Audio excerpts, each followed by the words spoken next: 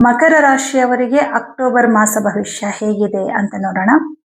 ಮಕರ ರಾಶಿಯವರಿಗೆ ನಿಮ್ಮ ರಾಶ್ಯಾಧಿಪತಿಯಾದಂತಹ ಶನಿ ಗ್ರಹ ತೃತೀಯ ಭಾವದಲ್ಲಿ ಸ್ಥಿತನಾಗಿದ್ದಾನೆ. ಈಗಾಗಲೇ ವಕ್ರನಾಗಿ ಸ್ಥಿತನಾಗಿರ್ತಾನೆ. ಈ ಶನಿಯ ಮೇಲೆ ರವಿ ದೃಷ್ಟಿ ಇರುತ್ತೆ ಈ ತಿಂಗಳಲ್ಲಿ. ರವಿ ನಿಮಗೆ ಅಷ್ಟಮಾಧಿಪತಿಯಾಗಿ ಶನಿಯನ್ನ ನೋಡೋದ್ರಿಂದ ಸ್ವಲ್ಪ ಆರೋಗ್ಯದಲ್ಲಿ ವ್ಯತ್ಯಾಸಗಳಾಗ್ತಾ ಇರುತ್ತೆ. ಪದೇ ಪದೇ ಹುಷಾರ್ ತಪ್ಪುವಂಥದ್ದು, ಕಾಲು ನೋವಿತ್ತು ಅಂದ್ರೆ ಅದು ಜಾಸ್ತಿ ಆಗೋದು, ಬೆನ್ನು ನೋವಿನ ಸಮಸ್ಯೆ ಇತ್ತು ಅಂದ್ರೆ ಸ್ವಲ್ಪ ಜಾಸ್ತಿ ಆಗೋದು, ಈ ತರದ್ದೆಲ್ಲ ಸಣ್ಣ ಪುಟ್ಟ ಸಮಸ್ಯೆಗಳು ಬರ್ತಾ ಇರುತ್ತೆ. ಆದ್ರೆ ನಿಮಗೆ ನಿಮ್ಮ ವೃತ್ತಿ ಕ್ಷೇತ್ರದಲ್ಲಿ ಯಾವುದೇ ರೀತಿಯ ತೊಂದರೆಗಳು ಆಗೋದಿಲ್ಲ. ಯಾಕಂದ್ರೆ ಶನಿ ನಿಮಗೆ ತೃತೀಯ ಭಾವದಲ್ಲಿದ್ರು ಗುರುವಿನ ಮನೆಯಲ್ಲಿದ್ದಾನೆ. ಹಾಗಾಗಿ ಸ್ವಂತ ಉದ್ಯೋಗವನ್ನ ಮಾಡ್ತಾ ಇರುವಂತಹವರಿಗೆ ಲಾಭ ತುಂಬಾ ಚೆನ್ನಾಗಿರುತ್ತೆ. ವ್ಯಾಪಾರದಲ್ಲಿ ಅಭಿವೃದ್ಧಿ ತುಂಬಾ ಚೆನ್ನಾಗಿರುತ್ತೆ. ಹಣಕಾಸಿನ ವಿಷಯದಲ್ಲೂ ಕೂಡ ನಿಮ್ಗೆ ಬಹಳಷ್ಟು ಅನುಕೂಲಗಳಾಗ್ತಾ ಇರುತ್ತೆ. ದಶಮಾಧಿಪತಿ ನೀಚನಾದ್ರೂ ಕೂಡ ದಶಮದಲ್ಲಿ ನಿಮಗೆ ಶುಭ ಫಲವನ್ನೇ ಕೊಡ್ತಾ ಇದ್ದಾರೆ ಎರಡು ಗ್ರಹಗಳು. ಅದರಲ್ಲೂ ಮುಖ್ಯವಾಗಿ ಬುಧ ಗ್ರಹ. ಬುಧನು ನಿಮಗೆ ಭಾಗ್ಯಾಧಿಪತಿ ಆಗ್ತಾನೆ. ಅದೃಷ್ಟವನ್ನ ಕೊಡುವಂತಹ ಬುಧ ದಶಮದಲ್ಲಿದ್ದಾನೆ. ಹಾಗೆ ಲಾಭಾಧಿಪತಿಯಾದ ಮಂಗಳ ಗ್ರಹ ಕೂಡ ನಿಮ್ಗೆ ದಶಮದಲ್ಲಿ ಇರೋದ್ರಿಂದ ಉದ್ಯೋಗಕ್ಕೆ ಸಂಬಂಧಪಟ್ಟಂತ ಕೆಲಸಗಳು ಮಾತ್ರ ಅಲ್ಲ, ಬೇರೆ ಎಲ್ಲಾ ತರದ ಕೆಲಸಗಳು ಕೂಡ ನಿಮ್ಗೆ ಸಕ್ಸಸ್ ಆಗುತ್ತೆ. ವೃತ್ತಿ ವಿಚಾರದಲ್ಲಂತೂ ನಿಮ್ಗೆಲ್ಲದೂ ಅನುಕೂಲ. ಯಾಕಂದ್ರೆ ಬುಧ ಮತ್ತೆ ಮಂಗಳ ಒಟ್ಟಿಗೆ ಸೇರಿದಾಗ ಬಹಳ ಚುರುಕಿನಿಂದ ನಿಮ್ ಕೆಲಸಗಳಾಗುತ್ತೆ. ಏನೇ ಅಡೆತಡೆಗಳು ಬರ್ಲಿ, ಏನೇ ವಿಘ್ನಗಳು ಬರ್ಲಿ, ಬಹಳ ಚುರುಕಿನಿಂದ ಕೆಲಸಗಳು ನಿಮ್ಗೆ ಕಂಪ್ಲೀಟ್ ಆಗೋ ತರ ಆಗುತ್ತೆ. ಪಾರ್ಟ್ನರ್ಶಿಪ್ ಅಲ್ಲಿ ಬಿಸ್ನೆಸ್ ಮಾಡುವಂತವ್ರಿಗೂ ಕೂಡ ಹಣಕಾಸಿನ ವಿಚಾರದಲ್ಲಿ, ಲಾಭದ ವಿಚಾರದಲ್ಲಿ ಚೆನ್ನಾಗಿದೆ. ಲಾಭಾಧಿಪತಿ ಭಾಗ್ಯದಲ್ಲಿರೋದ್ರಿಂದ ಲಾಭದ ವಿಚಾರದಲ್ಲಿ ಚೆನ್ನಾಗಿದೆ. ಆದ್ರೆ ನಿಮಗೆ ಅಷ್ಟೇ ಖರ್ಚುಗಳು ಇರುತ್ತೆ. ಯಾಕಂದ್ರೆ 12ನೇ ಮನೆ ಅಧಿಪತಿ ಗುರು ಗ್ರಹ 6ನೇ ಮನೆಯಲ್ಲಿರೋದ್ರಿಂದ ನಿಮ್ಗೆ ಖರ್ಚುಗಳು ಬರ್ತಾ ಇರುತ್ತೆ.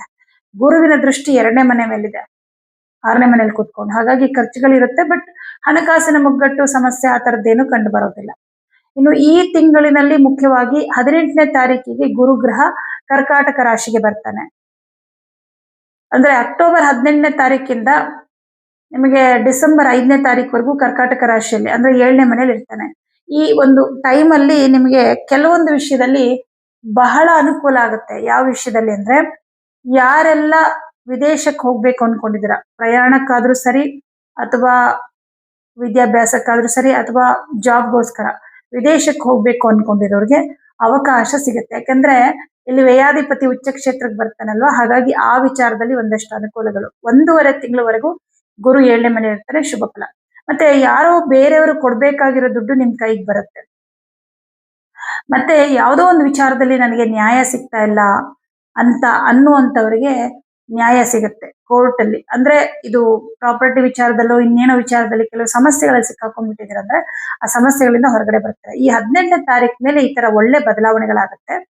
ಇನ್ನು ಈ ತಿಂಗಳಿನಲ್ಲಿ ನಿಮಗೆ ದಶಮದಲ್ಲಿ ಮಂಗಳ ಇರ್ತಾನೆ, ಚತುರ್ಥಾಧಿಪತಿ. ಚತುರ್ಥಾಧಿಪತಿ ಮಂಗಳ ದಶಮದಲ್ಲಿ ಇರೋದ್ರಿಂದ ಆಸ್ತಿ ವಿಚಾರದಲ್ಲಿ ಅಂದ್ರೆ ಮುಖ್ಯವಾಗಿ ಸೈಟ್ ತಗೊಳ್ಳೋದು, ಮನೆ ತಗೊಳ್ಳೋದು ಅಥವಾ ಕೃಷಿ ಭೂಮಿ ತಗೊಳ್ಳುವಂಥದ್ದು, ಈ ತರದ್ದು ಏನೇ ಒಂದು ನಿರ್ಧಾರಗಳನ್ನ ತಗೊಳ್ತೀರಂದ್ರೆ ತುಂಬಾ ಒಳ್ಳೆ ಸಮಯ ಆಗಿರುತ್ತೆ. ಆ ವಿಚಾರಗಳಲ್ಲಿ ನಿಮ್ಗೆ ತುಂಬಾ ಶುಭ ಫಲ. ಯಾಕಂದ್ರೆ ದಶಮವನ್ನ ನಾವು ಕುಜ ಮತ್ತೆ ರವಿಗೆ ತುಂಬಾ ಒಳ್ಳೆ ಸ್ಥಾನ ಅಂತ ಹೇಳ್ತೀವಿ. ಕುಜ ಮತ್ತು ರವಿ ದಶಮದಲ್ಲಿದ್ರೆ ಅದು ದಿಗ್ಬಲರಾಗ್ತಾರೆ. ಇಲ್ಲಿ ಕುಜಗ್ರಹ ದಶಮದಲ್ಲಿ ಇರೋದ್ರಿಂದ ನಿಮಗೆ ಆಸ್ತಿ ವಿಚಾರದಲ್ಲಿ ಬಹಳ ಶುಭ ಫಲವನ್ನ ಕೊಡ್ತಾನೆ. ಸೈಟ್ ತಗೊಳ್ಳೋದು ಅಥವಾ ಕೃಷಿ ಭೂಮಿ ತಗೊಳ್ಳೋದು ಈ ತರ. ಹಾಗೆ ಕೃಷಿಯನ್ನ ನಂಬಿ ಬದುಕ್ತಾ ಇರುವಂತವ್ರು ಏನಾದ್ರೂ ಕೃಷಿಯಲ್ಲಿ ಏನಾದ್ರೂ ಒಂದು ಡೆವಲಪ್ಮೆಂಟ್ ಏನೋ ಒಂದು ಮಾಡ್ಬೇಕು ಅಥವಾ ಅಭಿವೃದ್ಧಿಗೋಸ್ಕರ ಏನೋ ಒಂದು ಬದಲಾವಣೆಗಳು ಮಾಡ್ಕೋಬೇಕು ಅಂದ್ರೆ ಸೂಕ್ತವಾದ ಸಮಯ. ರಾಶಿ ಅಧಿಪತಿ ಮೇಲೆ ಇಲ್ಲಿ ರವಿ ದೃಷ್ಟಿ ಇದ್ರೂ ಕೂಡ ಚತುರ್ಥ ಭಾವಾಧಿಪತಿ ಚೆನ್ನಾಗಿರೋದ್ರಿಂದ ಯಾವುದೇ ರೀತಿಯ ತೊಂದರೆಗಳು ನಿಮಗೆ ಬರೋದಿಲ್ಲ. ಚತುರ್ಥದಲ್ಲಿ ಅಧಿಪತಿ ದಶಮದಲ್ಲಿ ದಿಗ್ಬಲನಾಗಿರೋದ್ರಿಂದ ನೀವು ಏನ್ ಯೋಚನೆ ಮಾಡ್ತೀರಾ, ಆಲೋಚನೆ ಮಾಡ್ತೀರಾ, ಬುದ್ಧಿ ಅದು ನಿಮ್ಗೆ ಸರಿಯಾದ ರೀತಿಯಲ್ಲೇ ರಿಸಲ್ಟ್ ಕೊಡುತ್ತೆ. ಆತಂಕ ಪಡೋ ಅವಶ್ಯಕತೆ ಇರೋದಿಲ್ಲ. ಮತ್ತೊಂದು ವಿಚಾರ ಏನಪ್ಪಾ ಅಂದ್ರೆ, ನಿಮಗೆ ವಾಕ್ಸ್ಥಾನಾಧಿಪತಿ ಶನಿ ಗ್ರಹ ಅವನ ಮೇಲೆ ರವಿ ದೃಷ್ಟಿ ಇರೋದ್ರಿಂದ ಮಾತಿನಿಂದ ಕಲಹಗಳು ಉಂಟಾಗುತ್ತೆ. ಮಾತಿನಿಂದ ಕೆಲವು ಸಂಬಂಧಗಳು ದೂರವಾಗುತ್ತೆ. ಮಾತಿನಿಂದ ಕೆಲಸ ಮಾಡುವಂತ ಸ್ಥಳದಲ್ಲಿ ಸ್ವಲ್ಪ ಮನಸ್ತಾಪಗಳು ಉಂಟಾಗುತ್ತೆ. ಆದ್ರೆ ನಿಮ್ಮ ಮಾತಿನಿಂದ ನಿಮ್ಮ ವ್ಯವಹಾರದಲ್ಲಿ ಯಾವುದೇ ರೀತಿಯ ಸಮಸ್ಯೆಗಳು ಬರೋದಿಲ್ಲ. ಆಗ್ಬೇಕಾಗಿರೋ ಕೆಲಸ ಆಗ್ಲಿಲ್ಲ ಆ ಥರದ್ದೆಲ್ಲ ಏನಿಲ್ಲ. ಆದ್ರೆ ನಿಮ್ಮ ಮಾತಿನಿಂದ ಕೆಲವರ ಜೊತೆ ಜಗಳ ಮನಸ್ತಾಪಗಳಾಗೋದ್ರಿಂದ ಕೆಲವರಿಗೆ ನಿಮ್ಮ ಮಾತಿಂದ ಹರ್ಟ್ ಆಗ್ಬೋದು. ಯಾಕಂದ್ರೆ ನೇರಾನೇರವಾಗಿ ಮಾತನಾಡಿ ಬೇರೆಯವರ ತಪ್ಪನ್ನ ನೀವು ತೋರಿಸುವಂತದ್ದಾಗತ್ತೆ. ನಿಮಗೆ ನಾನ್ ಕೇಳ್ದೆ ಅನ್ನೋ ಸಮಾಧಾನ ಇರುತ್ತೆ. ಬಟ್ ಕೇಳಿಸ್ಕೊಂಡವ್ರಿಗೆ ಹಿಂಗ್ ಕೇಳ್ಬಿಟ್ರಲ್ಲ ಅನ್ನೋ ಬೇಜಾರ್ ಇರುತ್ತೆ. ನೀವ್ ಕೇಳ್ಬೇಕೋ ಬೇಡವಾ ಅನ್ನೋದು ನಿಮಗ್ ಬಿಟ್ಟಿದ್ದು. ಆದ್ರೆ ನಾನು ಕೊಡೋ ಸಜೆಷನ್ ಏನಂದ್ರೆ ಕೇಳೋದ್ ತಪ್ಪಲ್ಲ. ಒಂದ್ಸಲ ಎರಡ್ ಸಲ ಸಮಾಧಾನವಾಗಿ ಕೇಳಿ. ಬಟ್ ನೀವು ಪದೇ ಪದೇ ನೀವು ಪದೇ ಪದೇ ಅವ್ರು ನಿಮ್ಗೆ ಹರ್ಟ್ ಮಾಡ್ತಾ ಇದ್ದಾರೆ, ಬೇಕು ಅಂತಾನೆ ತೊಂದರೆ ಮಾಡ್ತಿದ್ದಾರೆ ಅಂದಾಗ ನೀವು ಕ್ವಶನ್ ಮಾಡ್ಲೇಬೇಕಾಗತ್ತೆ ಕೆಲವೊಂದನ್ನ. ಇನ್ನು ನಿಮ್ಗೆ ಪಂಚಮಾಧಿಪತಿ ಶುಕ್ರ ಗ್ರಹ ನೀಚನಾಗಿ 9ನೇ ಮನೇಲಿ ಕುತ್ಕೊಂಡಿದ್ದಾನೆ. ವಿದ್ಯಾರ್ಥಿಗಳಿಗೆ ಇದು ಒಳ್ಳೆ ಟೈಮ್ ಅಲ್ಲ. ಗುರುಬಲನೂ ಇಲ್ಲ. ಈ ಮಧ್ಯದಲ್ಲಿ ಪಂಚಮಾಧಿಪತಿನೂ ನೀಚನಾದಾಗ ಓದೋದ್ರ ಕಡೆ ಆಸಕ್ತಿ ಬರಲ್ಲ. ಏನೋ ಒಂಥರ ಆಲಸ್ಯ, ಗಮನ ಆ ಕಡೆ ಈ ಕಡೆ ಹೋಗುವಂಥದ್ದು. ಶುಕ್ರ ಚಂಚಲ ಗ್ರಹ. ಶುಕ್ರ ಅಂದ್ರೇನೆ ಆಸೆಗಳು. ನೀಚನಾಗ್ಬಿಟ್ಟಾಗ ಅಯ್ಯೋ ನಂಗೆ ಓದೋದಕ್ಕೂ ಇಷ್ಟ ಇಲ್ಲ, ಯಾವ್ದ್ರ ಮೇಲೂ ಇಂಟ್ರೆಸ್ಟ್ ಇಲ್ಲ, ಈ ತರ ಅನಿಸ್ತಾ ಇರತ್ತೆ.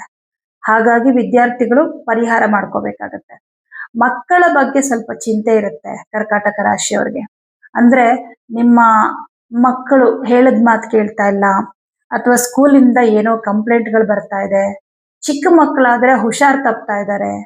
ದೊಡ್ಡ ಮಕ್ಕಳಾದ್ರೆ ಅವರ ಒಂದು ಸ್ವಭಾವಗಳಲ್ಲಿ ಬದಲಾವಣೆಗಳಾಗ್ತಾ ಇದೆ. ಏನೋ ಒಂದು ವಿಚಾರದಲ್ಲಿ ಮಕ್ಕಳ ವಿಷಯದಲ್ಲಿ ನಿಮ್ಗೆ ಬೇಸರಗಳಿರುತ್ತೆ. ಪಂಚಮಾಧಿಪತಿ ನೀಚನಾದ ಅಂದ್ರೆ ಮಕ್ಕಳು ತಪ್ಪು ಮಾಡ್ತಾ ಇದ್ದಾರೆ, ಅಬ್ಸರ್ವ್ ಮಾಡ್ಬೇಕಾಗತ್ತೆ ನೀವು. ಕೆಲವೊಂದ್ಸಲ ಅದು ಗೊತ್ತಾಗೋದೇ ಇಲ್ಲ, ನಿಮ್ಮ ಒಂದು ಬುದ್ಧಿವಂತಿಕೆಗೆ ನಿಲುಕೋದೇ ಇಲ್ಲ. ಅಬ್ಸರ್ವ್ ಮಾಡಿ. ಏನೋ ಒಂದು ಮಿಸ್ಟೇಕ್ ಅವ್ರ ಕಡೆಯಿಂದ ಆಗ್ತಾ ಇರ್ಬೋದು, ತಪ್ಪು ದಾರಿ ಹೋಗ್ತಾ ಇರ್ಬೋದು. ಅಬ್ಸರ್ವ್ ಮಾಡಿ ಅದನ್ನ ಸರಿ ಮಾಡೋ ಪ್ರಯತ್ನದಲ್ಲಿ ನೀವು ಮುಂದಾಗ್ಬೇಕಾಗತ್ತೆ. ತೃತೀಯ ಭಾವಾಧಿಪತಿ ಅಷ್ಟಮದಲ್ಲಿದ್ದಾನೆ, ಷಷ್ಠ ಭಾವದಲ್ಲಿದ್ದಾನೆ. ಬೇರೆಯವರ ಕೈ ಕೆಳಗೆ ಕೆಲಸ ಮಾಡುವಂತವರಿಗೆ, ಪ್ರೈವೇಟ್ ಕಂಪನಿಗಳಲ್ಲಿ ಕೆಲಸ ಮಾಡುವಂತವರಿಗೆ ಕೆಲಸದಲ್ಲಿ ಏನೂ ಸಮಸ್ಯೆ ಇಲ್ಲ, ಚೆನ್ನಾಗಿದೆ. ಆದ್ರೆ ಮೇಲಧಿಕಾರಿಗಳಿಂದ ಸ್ವಲ್ಪ ಕಿರಿಕಿರಿ ಇರುತ್ತೆ. ದೊಡ್ಡ ಮಟ್ಟದಲ್ಲಿ ಏನಲ್ಲ, ಒಂದ್ ಸಣ್ಣ ಪುಟ್ಟದ್ದು. ಸರ್ಕಾರಿ ಉದ್ಯೋಗದಲ್ಲಿರೋರ್ಗೂ ಅಷ್ಟೇ ಸ್ವಲ್ಪ ಕಿರಿಕಿರಿ ಇದ್ದೇ ಇರುತ್ತೆ. 2ನೇ ಮನೆಯಲ್ಲಿ ರಾಹು ಇದ್ದಾನೆ. ಹಣಕಾಸಿನ ವಿಷಯದಲ್ಲಿ ತೊಂದರೆ ಅಂತೇನಿಲ್ಲ, ದುಡ್ಡು ಬರ್ತಾ ಇರುತ್ತೆ. ಬಟ್ ಏನಪ್ಪಾ ಅಂದ್ರೆ ರಾಹು ಒಂದ್ ಕಡೆ ಇರೋ ಗ್ರಹ ಅಲ್ಲ, ಚಲಿಸ್ತಾ ಇರ್ತಾನೆ. ಈಗ ನಾವು ಸರ್ಪಗಳಿಗೆ ರಾಹು ಕೇತುಗಳನ್ನೇ ನೋಡ್ತೀವಿ. ಸರ್ಪ ಶಾಪ, ನಾಗಶಾಪ ಎಲ್ಲ ನೋಡ್ಬೇಕಂದ್ರೆ ಅಂದ್ರೆ ರಾಹುಗೆ ಯಾಕೆ ನೋಡ್ತೀವಿ ಅಂದ್ರೆ ರಾಹುವಿನ ತಲೆ ಮತ್ತು ರಾಹು ಮತ್ತೆ ಕೇತುವಿನ ತಲೆ ಬಾಲ ಸರ್ಪದ ತಲೆ ಮತ್ತು ಬಾಲ ಆಗಿರೋದ್ರಿಂದ ಅವುಗಳಿಗೆ ನಾವು ಪ್ರತಿನಿಧಿ ದೇವತೆಗಳು ಅಂತ ಹೇಳ್ತೀವಿ. ಅದಕ್ಕೆ ರಾಹು 2ನೇ ಮನೇಲಿ ಇರೋದ್ರಿಂದ ದುಡ್ಡು ಬರುತ್ತೆ ಹೋಗುತ್ತೆ ಈ ತರ ಇರುತ್ತೆ. ಹಾಗಾಗಿ ಸ್ವಂತ ಬಿಸ್ನೆಸ್ ಮಾಡುವಂತವ್ರಿಗೆ ಲಾಭನೂ ಚೆನ್ನಾಗಿರುತ್ತೆ, ಹಂಗೆ ಖರ್ಚುಗಳು ಕೂಡ ಆಗ್ತಾ ಇರುತ್ತೆ. ಆದ್ರೆ ತೊಂದರೆ ಅಂತೇನಿಲ್ಲ, ಹಣಕಾಸಿನ ಮುಗ್ಗಟ್ಟು ಅಂತ ಏನಿರೋದಿಲ್ಲ. ಇನ್ನು ನಿಮ್ಮ ರಾಷ್ಟ್ರಾಧಿಪತಿನೇ ನಿಮ್ಗೆ ವಾಕ್ಸ್ಥಾನಾಧಿಪತಿ ಧನಸ್ಥಾನಾಧಿಪತಿಯಾಗಿ ತೃತೀಯ ಭಾವದಲ್ಲಿ ಕುತ್ಕೊಂಡು ರವಿಯಿಂದ ನೋಡಲ್ಪಟ್ಟಿರೋದ್ರಿಂದ ಸ್ವಲ್ಪ ಕುಟುಂಬದಲ್ಲಿ ಒಂಚೂರು ಕಿರಿಕಿರಿ ಅಸಮಾಧಾನ ಇರುತ್ತೆ. ನೀವೇನ್ ಮಾತಾಡಿದ್ರು ತಪ್ಪಾಗಿ ತಿಳ್ಕೊಳ್ಳೋದು. ವಾಕ್ಸ್ಥಾನದಲ್ಲಿ ರಾಹು ಇದನ್ನಲ್ಲ, ನಿಮಗೂ ಏನಾಗುತ್ತೆ ಅಂದ್ರೆ ಮಾತು ನಿಲ್ಸೋಕೆ ಆಗಲ್ಲ. ವಾಕ್ಸ್ಥಾನದಲ್ಲಿರ್ತಕ್ಕಂಥ ರಾಹು ಏನ್ ಮಾಡ್ತಾನೆ ಅಂದ್ರೆ ನೀವು ಮಾತಾಡೋದಕ್ಕೆ ಪ್ರೇರೇಪಣೆನೇ ಕೊಡ್ತಾನೆ. ನೀವು ಸುಮ್ಮನಿರುವಂತವ್ರು ನೀವು ಮಾತಾಡ್ಬಿಡ್ತೀರಾ. ಅದು ಎಲ್ಲ ಏನಾಗುತ್ತೆ ಅಂದ್ರೆ ಅದು ಎಲ್ಲೋ ಒಂದ್ ಕಡೆ ನಿಮ್ ಬಗ್ಗೆ ಅಪಾರ್ಥ ಮಾಡ್ಕೊಳ್ಳೋ ತರ ಆಗ್ಬಿಡುತ್ತೆ. ಈ ತರ ಕೆಲವೊಂದಷ್ಟು ಸನ್ನಿವೇಶಗಳು ಬಂದ್ಬಿಡುತ್ತೆ. ಹಾಗಾಗಿ ಮಕರ ರಾಶಿಯವರು ಮಾತಿನ ವಿಷಯದಲ್ಲಿ ಕಂಟ್ರೋಲ್ ಆಗಿರ್ಬೇಕು. ನೋಡಿ ರಾಹು ಏನ್ ಹೇಳ್ತಾನೆ, ರಾಹುವಿನ ಯಾವುದಕ್ಕೆ ರಾಹು ಕಾರಕತ್ವ ಇರ್ತಾನೆ, ಆ ಕಾರಕತ್ವಗಳಿಂದ ನಾವು ಹೊರಗಡೆ ಬರ್ಬೇಕು. ರಾಹು ಆಸೆಗೆ, ದುರಾಸೆಗೆ ಕಾರಕ. ಅತೀ ಮಾಡೋದು ಎಲ್ಲಾನು. ಮಾತಾಡಿದ್ರೆ ಅತಿ ಮಾತಾಡೋದು, ಊಟ ಮಾಡಿದ್ರೆ ಅತಿಯಾಗಿ ತಿನ್ನೋದು. ನೋಡಿ 2ನೇ ಮನೇಲಿ ರಾಹು ಇದ್ದಾನೆ. ಅತಿಯಾಗಿ ಆಹಾರ ಸೇವನೆ ಮಾಡೋದ್ರಿಂದ ಕೂಡ ನಿಮ್ಗೆ ಆರೋಗ್ಯದಲ್ಲಿ ತೊಂದರೆ ಬರುತ್ತೆ. ನಿಮ್ಮ ದೇಹಕ್ಕೆ ಯಾವುದು ಸೂಟ್ ಆಗಲ್ಲ. ಈಗ ಸ್ವೀಟ್ ಅಂದ್ರೆ ಇಷ್ಟ, ಬಟ್ ನಿಮ್ ದೇಹಕ್ಕೆ ಅದಾಗಲ್ಲ. ಅಥವಾ ನಾನ್ ವೆಜ್ ತುಂಬಾ ಇಷ್ಟಪಡ್ತೀರ, ನಿಮ್ಮ ದೇಹಕ್ಕೆ ಅದಾಗಲ್ಲ. ನಿಮ್ ದೇಹಕ್ಕೆ ಯಾವ್ದು ಸೆಟ್ ಆಗಲ್ಲ ಅದನ್ನೇ ತಿನ್ಬೇಕು ಅನ್ನಿಸ್ತಾ ಇರುತ್ತೆ ರಾಹು 2ನೇ ಮನೆಗೆ ಬಂದಾಗ. ಅದರಿಂದ ಕೂಡ ನಿಮ್ಗೆ ಕೊಲೆಸ್ಟ್ರಾಲ್ ಜಾಸ್ತಿ ಆಗೋದು, ಫ್ಯಾಟ್ ಜಾಸ್ತಿ ಆಗೋದು, ಶುಗರ್ ವೇರಿಯೇಷನ್ ಆಗೋದು. ಯಾರಿಗಿದೆ ಈ ಪ್ರಾಬ್ಲಮ್ ಅವ್ರಿಗೆ ಮಾತ್ರ. ಬಟ್ ಯಾವುದು ಇಲ್ಲ ಅಂದ್ರೂ ಕೂಡ ಸ್ಟಮಕ್ ಇನ್ಫೆಕ್ಷನ್ ಆಗೋದು ಈ ತಿಂಗಳಲ್ಲಿ ಆಗುತ್ತೆ. ಯಾಕಂದ್ರೆ 5ನೇ ಮನೆ ಅಧಿಪತಿ ನೀಚನಾಗಿರೋದ್ರಿಂದ ಸ್ವಲ್ಪ ಹೊಟ್ಟೆ ಕೆಡಿಸ್ಕೊಳ್ತೀರಾ. ಹೊಟ್ಟೆನಲ್ಲಿ ಏನೋ ಇನ್ಫೆಕ್ಷನ್, ಹೊಟ್ಟೆನಲ್ಲಿ ಏನೋ ಸಮಸ್ಯೆ ಖಂಡಿತ ಆಗುತ್ತೆ. ಮಕರ ರಾಶಿಯವರಿಗೆ ಹೊಟ್ಟೆ ಸಮಸ್ಯೆ ಶುರುವಾಗುತ್ತೆ. ಆದಷ್ಟು ನಿಮ್ಮ ಆಹಾರ ಮತ್ತು ನಿಮ್ಮ ಮಾತು ಎರಡರಲ್ಲೂ ಕಂಟ್ರೋಲ್ ಆಗಿರ್ಬೇಕಾಗತ್ತೆ. ನೀವು ಅನವಶ್ಯಕವಾದ ವ್ಯಕ್ತಿಗಳ ಹತ್ರ ಮಾತಾಡಕ್ಕೆ ಹೋಗ್ಬೇಡಿ. ಈಗ ಅವ್ರಿಗೆ ನಮ್ ಸಂಬಂಧನೇ ಇಲ್ಲ, ಅವ್ರ ಹತ್ರ ಅವರಿಂದ ನನಗೇನು ಉಪಯೋಗನೂ ಇಲ್ಲ ಮತ್ತೆ ಅವರು ನನಗೆ ಏನು ವೆಲ್ ವಿಷರ್ ಕೂಡ ಅಲ್ಲ ಅಂದಾಗ ನೀವು ಯಾವುದೇ ಒಂದು ವಿಚಾರನ ಅವ್ರ ಹತ್ರ ಮಾತಾಡೋದಾಗ್ಲಿ ಅಥವಾ ನಿಮ್ಮ ಬಗ್ಗೆ ನೀವು ಹೇಳ್ಕೊಳ್ಳೋದಾಗ್ಲಿ ಇದು ಯಾವುದು ಬೇಡ, ಅದೆಲ್ಲವೂ ಸಮಯ ವ್ಯರ್ಥವೇ. ಸ್ವಲ್ಪ ಮಾತಿನ ವಿಷಯದಲ್ಲಿ ಹಿಡ್ತಾ ಇದ್ರೆ ಸಾಕು. ಇನ್ ಬೇರೆ ಎಲ್ಲಾ ವಿಚಾರದಲ್ಲೂ ಚೆನ್ನಾಗಿದೆ. ವ್ಯವಹಾರ, ಹಣಕಾಸಿನ ವಿಷಯ, ಮತ್ತೆ ಭೂಮಿ ವಿಚಾರ, ಆಸ್ತಿ ವಿಚಾರದ್ದು, ನಿಮ್ಮ ವೈಯಕ್ತಿಕ ಕೆಲಸ ಕಾರ್ಯಗಳು ಇದೆಲ್ಲವೂ ಕೂಡ ಚೆನ್ನಾಗಿದೆ. ಹಾಗಾಗಿ ನೀವು ಪರಿಹಾರ ಮಾಡಬೇಕಾಗಿರೋದು ಶುಕ್ರನಿಗೆ ಮಾತ್ರ. ಈ ಒಂದು ತಿಂಗಳಿನಲ್ಲಿ ಪ್ರತಿ ಶುಕ್ರವಾರ ಒಣ ಅವರೆಕಾಳು ದಾನ ಕೊಡಿ. ಯಾವ್ದಾದ್ರು ದೇವಸ್ಥಾನಕ್ಕೆ ಕೊಡ್ತಾ ಬನ್ನಿ. ಇದರಿಂದ ಶುಕ್ರನ ಅಶುಭ ಬಲ ಕಮ್ಮಿ ಆಗುತ್ತೆ. ವಿದ್ಯಾರ್ಥಿಗಳಂತೂ ಕೊಡ್ಲೇಬೇಕು. ಈ ಪರಿಹಾರ ಮಾಡೋದ್ರಿಂದ ಮಕ್ಕಳ ವಿಷಯದಲ್ಲಿ ಚಿಂತೆ ಕಡಿಮೆ ಆಗುತ್ತೆ. ಆರೋಗ್ಯದಲ್ಲಿ ಏನಾದ್ರೂ ಸಮಸ್ಯೆಗಳು ಬಂದ್ರೂ ಕೂಡ ತಕ್ಷಣ ಅದಕ್ಕೆ ನಿಮ್ಗೆ ಪರಿಹಾರ ಕೂಡ ಸಿಕ್ಕುತ್ತೆ. ಈ ಒಂದು ಪರಿಹಾರವನ್ನ ಮಾಡ್ಕೊಳ್ಳಿ. ಎಲ್ಲರಿಗೂ ಶುಭವಾಗಲಿ.